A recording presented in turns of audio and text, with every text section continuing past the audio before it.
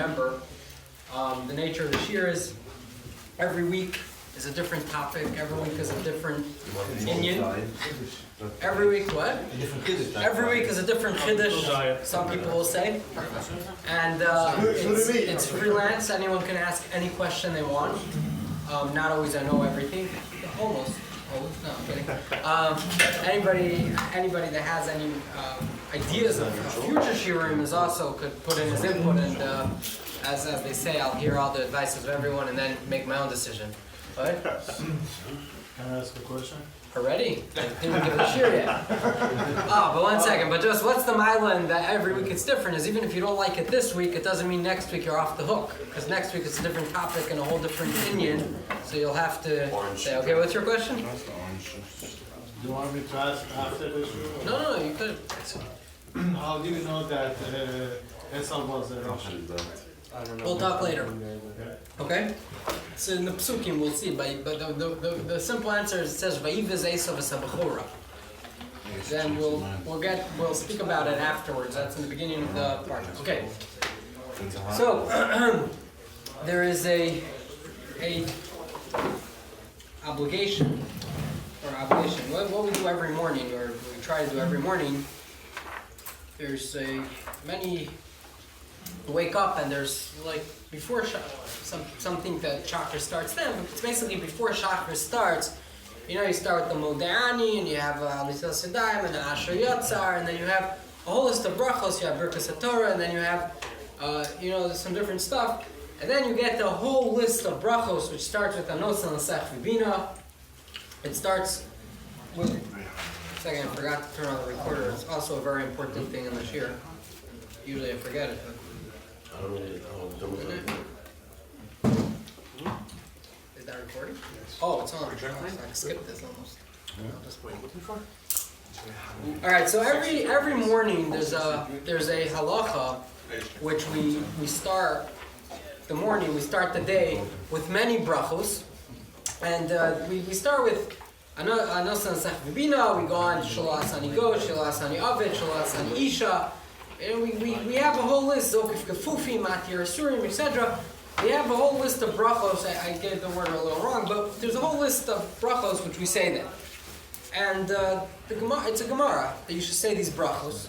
And the Gemara says when the Gemara says to say these brachos in the morning, so it's very interesting. The Gemara says it a little different. The Gemara says, not that the brachos are different, but the order is when you wake up in the morning and you hear the tarnagol, which is the rooster, you should say Anos and Sech Vibina.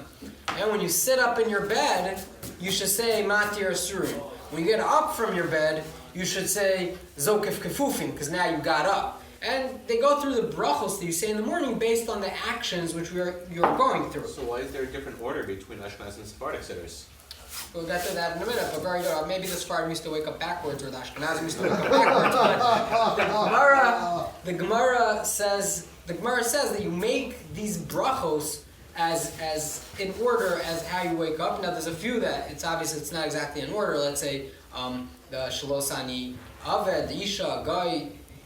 It's not about when you woke up, and that's one of the difference between Ashkenaz and Sephardim. The Ashkenazim say it right after Hanos and Sech Vibina. I think the Sephardim, when I was going through these halachos, I saw the Sephardim say it at the end, right? At the end of the list, that's when they say these three brachos. So that's one of the differences, but these are the brachos, which are actually not part of the list by this Gemara, because it's not really according to the actions of how you are going with your day.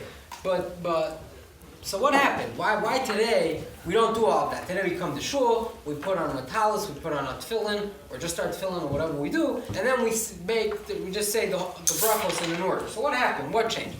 So the Tur, which was one of the earlier poskim, kind of a little after the Rambam, he was the son of the Rosh, which was one of the great Ashkenaz poskim, but he put together the Tur and the Shulchan Aruch is based off the Tur. He made kind of the Beis Yosef is around the Tur. He's writing all the sources, and then the Shulchan Aruch is the halacha that the Beis Yosef wrote as whatever the halacha is. So the Tur, he writes. You to find it? Yeah. So he writes two reasons why today we do it in shul. Number one is people are not so familiar. They don't really do the Netilas Yadayim right, that they do it right away, and they leave their bed without washing. So they can't really start making the brachos while they're still sitting in bed and starting to stretch their arms and their legs. You can't make brachos before you wash. So because there's so many people that are lacking in the Netilas Yadayim, doing the Netilas Yadayim properly right away, Chachamim made a takana to just come to shul and just do everything in shul. Now, just a very important point, it's not that you miss, it's not brachos that you missed the boat. Like, if you make you eat an apple, an hour later, you forgot to make a bracha, an hour later, you can't make a bor priya eitz. So here, it's not that it's when you move, you need to make the bracha, and then an hour later you can't. An hour later, you can also make the bracha. Originally, the way they organized it is you should do it in order of how you're doing these actions. But because people are not really, again, I'm not going to Netilas Yadayim in the proper way, we just said, wait to get to shul. That's number one.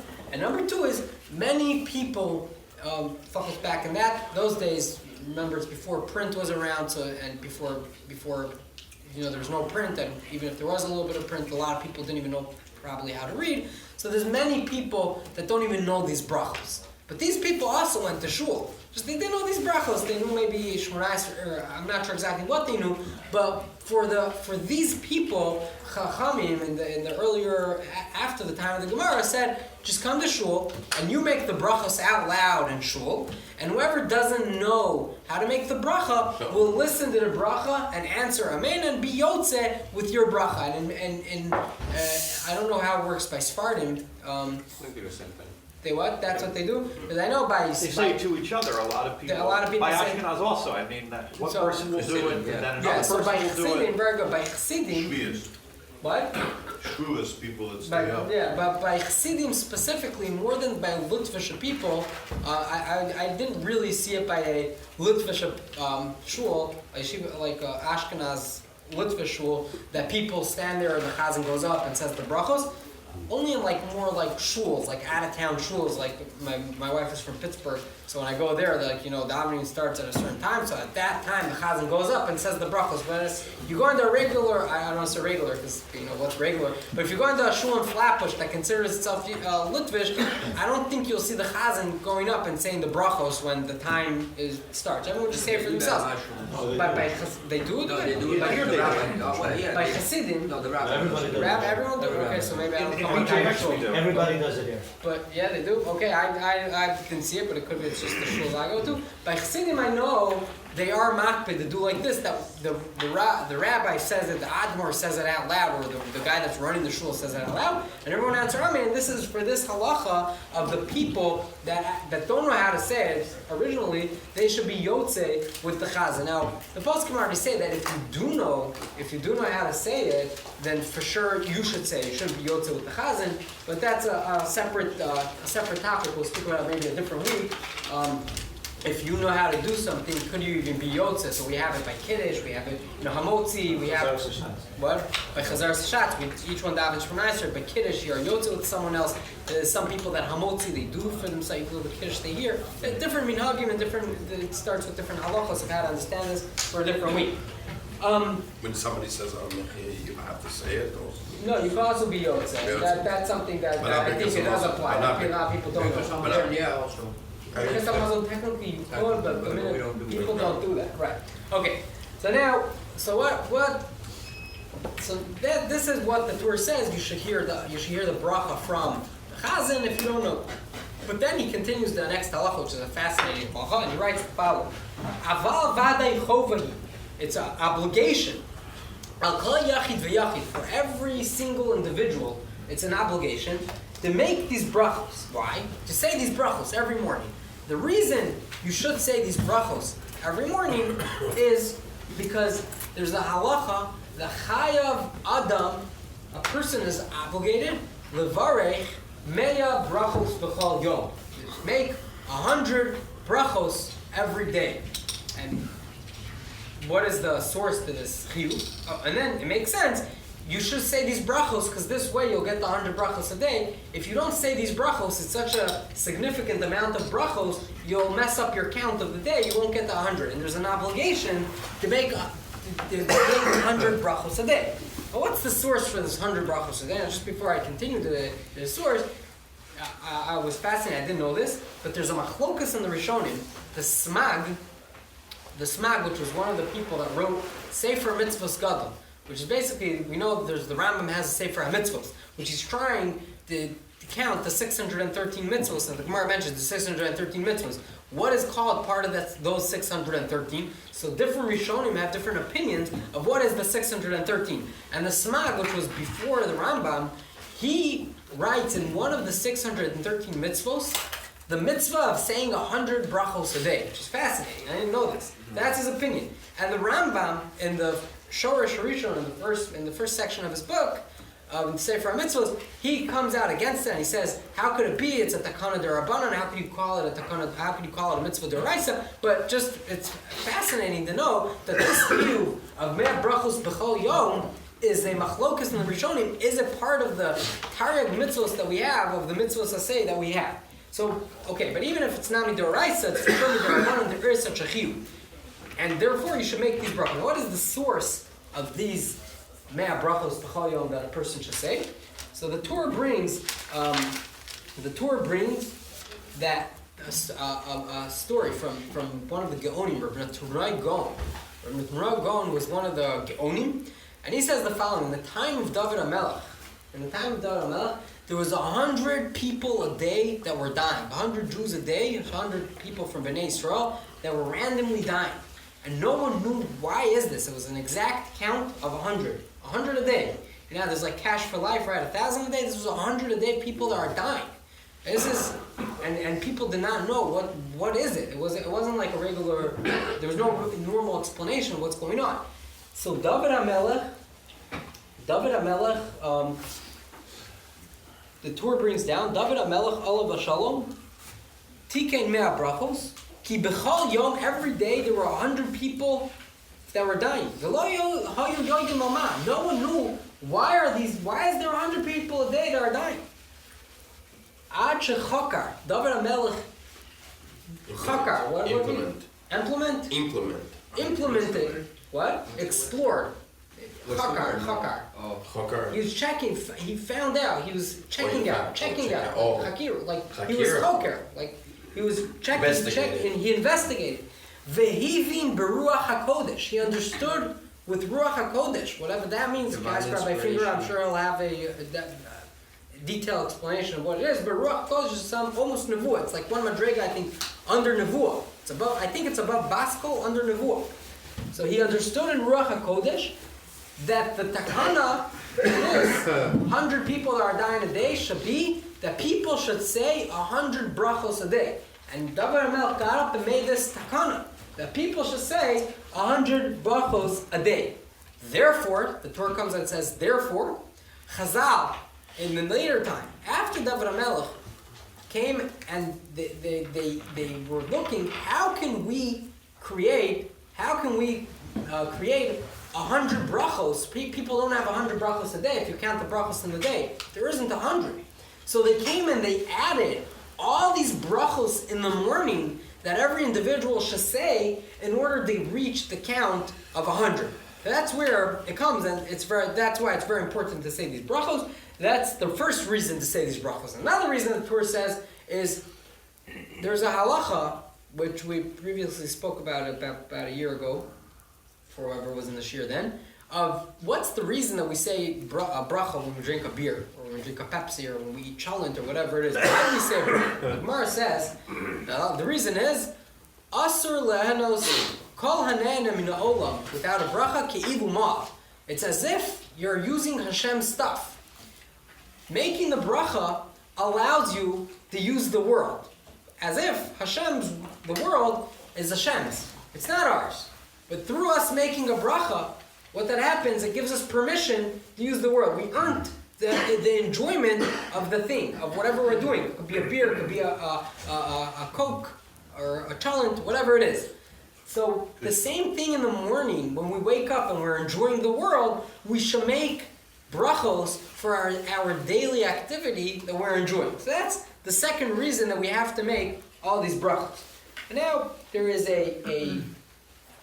all this is an introduction of what we do exactly in the morning. Now there's a big argument between the Ashkenaz and the Sfard, the Sfardim. There's another bracha that the Torah brings down. And he writes the following. V'yesh od matzasi, I gotta find it. V'ra'iti, od bracha achas. There's one more bracha, b'sidurei Ashkenaz. It's only mentioned in the Sidurim of Bnei Ashkenaz, not in the Sidurim of the Sfardim. And what is that? Baruch atah Hashem Elokeinu melech haolam, hanosen layoef koach. The bracha of hanosen layoef koach, that all Ashkenazim say basically, the Torah brings down and says, it's only for Bnei Ashkenaz. He found it only in Bnei Ashkenaz. So what is this bracha hanosen layoef koach? Literally it means, we're giving a bracha, acknowledging that Hashem is giving power to the tired. What does that mean? I mean, when I wake up, sometimes I'm very tired, right? So is it that like, even though I'm so tired, I can still wake up. But the source of this halacha, of this bracha, is a medrash. The medrash says like this: a person, if I give somebody something to watch for me. Let's say I give somebody what could be a good thing, a good mashal. I give A Rolex. No, he's saying to give him I'm giving something. I'm giving something to watch. I'm putting it in his house. I'm going to LA for a week. Cars. I'm giving him my car.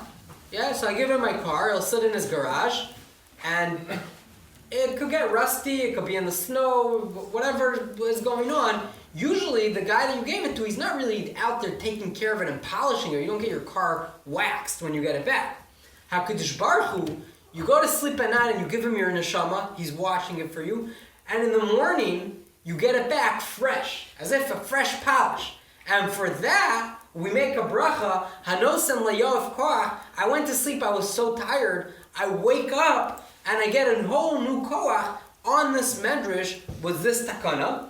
And just an interesting lashon in the Torah is when he says, but the neshama, when you get back, he says you get it back, chadasha, you get it new, v'regua, and calm, which is a whole nother level. Okay, whatever. Not every morning I get this second level. Sometimes I just get it new, but there's two things that happen. You go to sleep, you're stressed out and you are overwhelmed. You have a good night's sleep. You wake up with a whole new neshama. And you wake up calm. You wake up shalom. And on this, you make a bracha. On this thing, you make a bracha. So this is the Sidurei Ashkenaz. So, the Beis Yosef, which was the Shulchan Aruch, which he's kind of the posik that the Sfardim follow, he comes and says, we don't say that. And how could you say that? After whatever bracha is not mentioned in the Gemara, you cannot go ahead and make up brachos. You don't go out there and say, today I want to make a bracha. Baruch atah Hashem Elokeinu melech haolam, shenasan li Lexus. You can't do that. You can't just out through the day throw out brachos with Shem Hashem. It doesn't work that way. Whatever's not mentioned in the Gemara after the time of Rav Ashi and Ravina, we don't go ahead and make up new brachos. So it's very nice that the Torah found this in Sidurim of Bnei Ashkenaz. It's not mentioned in the Gemara. Now this thing, this halacha that you don't make up new brachos, the source of it is a Rush. The Rush, which was one of the big poskim, which was actually the father of the Torah, he writes about a bracha of Pidyon Haben, that there's a bracha of Pidyon Haben that people make, but it's not mentioned in the Gemara, and that's why in Tzarfas and in France and in Ashkenaz, the minhag is not to say it, and therefore you should not say it. And that's the source. The Rush writes, it's not mentioned in the Gemara, that bracha for Pidyon Haben, and therefore we don't say it. So now, what could be the pshat in Bnei Ashkenaz? It's not mentioned in the Gemara. Bash is not mentioned in the Gemara. So, is that question clear? Which bracha are we talking about? Hanosen layof koach. Are you Ashkenaz or Sfar? Ashkenaz. Ashkenaz. So there's a bracha. Yes, every morning we say, so we take it as a given as one of the list. It's Sfardim do not say it. It's unique for Bnei Ashkenaz.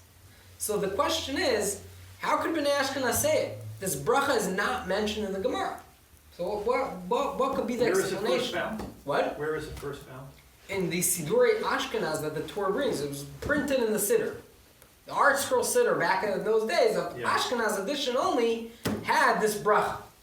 It was in the Siddurim of a few Gaonim, like, the leaders of the generation. But it's not mentioned in the Gemara. It's not a bracha that's like the whole list, like Anosan Sechvina, Shlosani Goy, Shlosani Isha. That's mentioned in the Gemara. This is not mentioned in the Gemara.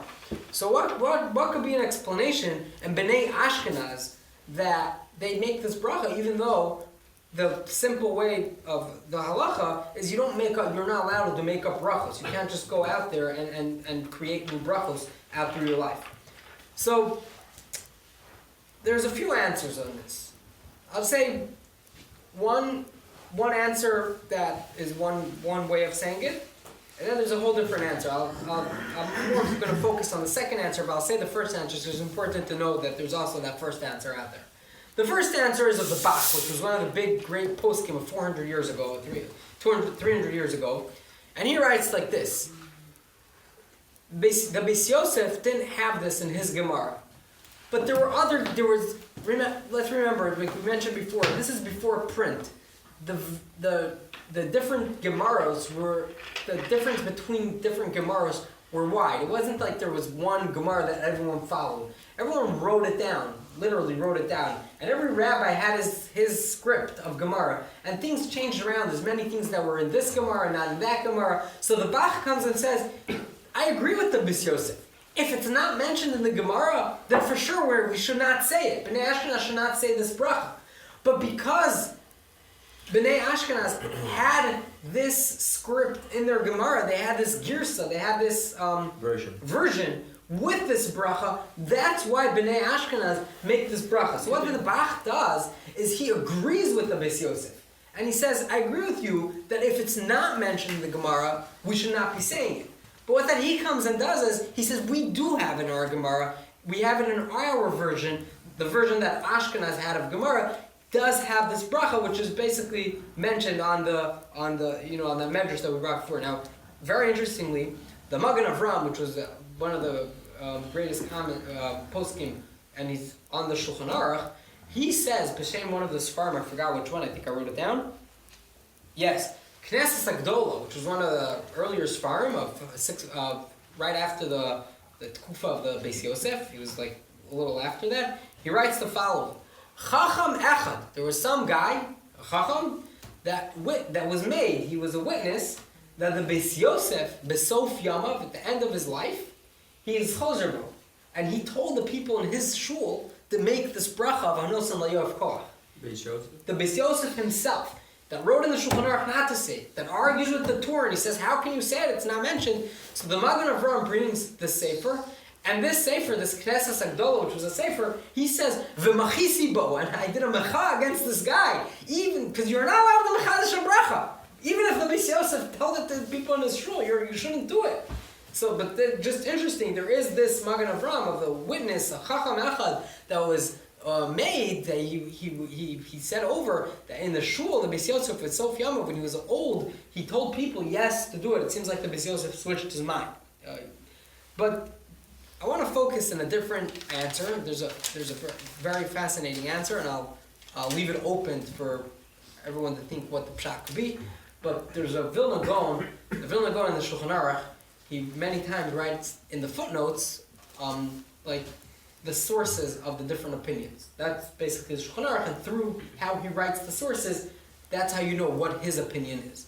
So on this halacha, he writes very interesting. He says, on the Shulchan Aruch that says not to say it, he says, just like the Rosh writes, that you're not allowed to do machadish any bracha after the time of the Shulchan Aruch, after the time of the Gemara. You should not go ahead and propose any bracha. What's with the other opinion? What does the other opinion hold? That you do make the bracha. So he doesn't say that there was a version of, he says there's a Yerushalmi. A different Yerushalmi. The Yerushalmi says that there's a new type of halacha, and this halacha is called minhag oker halacha. A minhag is so strong that it could go against halacha, and you'll have to follow the minhag. a whole new answer. It's not that he doesn't agree with the question of the Beis Yosef. It's not that he's coming and saying we have a Gemara like that. There's a halacha, it's Yerushalmi, that when there's a minhag, and again, a minhag is, I don't think the Idham Tashins is called a minhag. A minhag is when it's a minhag, but it may not be a halacha. Yeah, when there's a minhag that reflects something in halacha, that you should or shouldn't do something. That minhag itself is so strong that even if you open up the Gemara and you open up the halacha and it comes out one way, but the minhag is different, the minhag is oker. What will be the translation for oker? What? It uproots. Uproots, yes. It uproots the halacha. And therefore, this opinion of Sidurei Ashkenaz, they say it, and if you look at the Ramah over there, which was the posuk for the Ashkenazim, when he writes yes to say it, he says, Avil haminhag pashut le'omro ve'ein l'shanus. The minhag in our place is yes to do it, and you shouldn't switch it. It fits very well with the Vilna Gaon, that the Beis Yosef is saying, don't say it. The argument that the Ramah says is, since the minhag is bayas yes, that itself creates a reason yes to say it, even though halachically it could be a problem. But the minhag outroots that halacha of na mechadesh halacha. So that's just what we can take from this whole thing. First of all, just to understand what we do every morning. Just number one, just a small little thing, we do it every day. But also to realize the power of halacha and to realize the power of minhag. It's two things. We shouldn't see a minhag that doesn't really make sense to us and just be like, oh, okay, whatever, it's just a minhag. A minhag is extremely powerful. It's something that we could look at and learn from it. But that's number one. That's just something to take for our life from this halacha. But what is the pshat in this minhag oker halacha? What is it? I don't have a definite answer. I couldn't find, and it's not in all cases. What? It's not in all cases. It's not in all cases. Right, you'll have to if there's a minhag not to keep Shabbos, you can't say, well, there's right, a halacha, for sure. got to keep Shabbos. But the minhag is in this neighborhood, we don't keep Shabbos, right. so that Shabbos... I'm sure there's people that are going to take it your way. And that's absurd. Yeah, it's it is. So when do we say it, when we don't say it? What is the law of, like, how do you do it? That's like something I didn't get to the heartbeat of it. But one thing is, a minhag is always, when we refer to a minhag, many times it's, if we have like, a minhag, I know that the Chafetz Chaim did something, like a reliable person did it, that's a minhag. If I tell you, there was my father's from my father's from Knoxville, Tennessee, and in Knoxville, Tennessee, they didn't say this bracha. That's not a minhag. In Knoxville, Tennessee, they didn't say this bracha. They didn't know how to say brachos at all. So it's not, but if you find somebody, like the great leaders, that they got from their rabbis, that they, up through the ladder, then there's probably a really strong reason that even if we don't know it, still we follow that because they had a reason that was stronger than Allah. But this is just one way of understanding this minhag oker halacha. Basically, the way I'm proposing it is kind of, the minhag is not, in the minhag, they had an explanation how to work with halacha. We don't know it.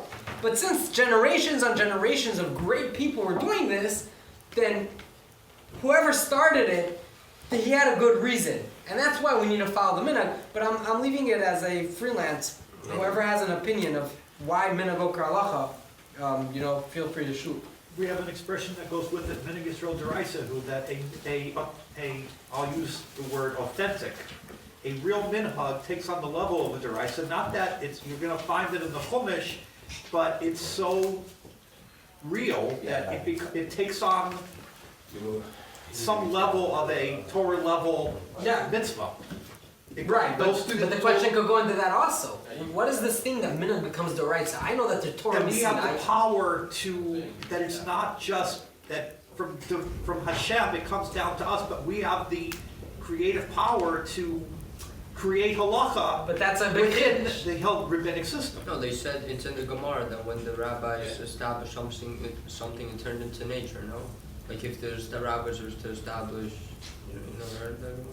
Yeah, but there's a few, if rabbis come and say there's the Torah says so and so, and the Torah doesn't say it, that I don't think is that won't work. Yeah.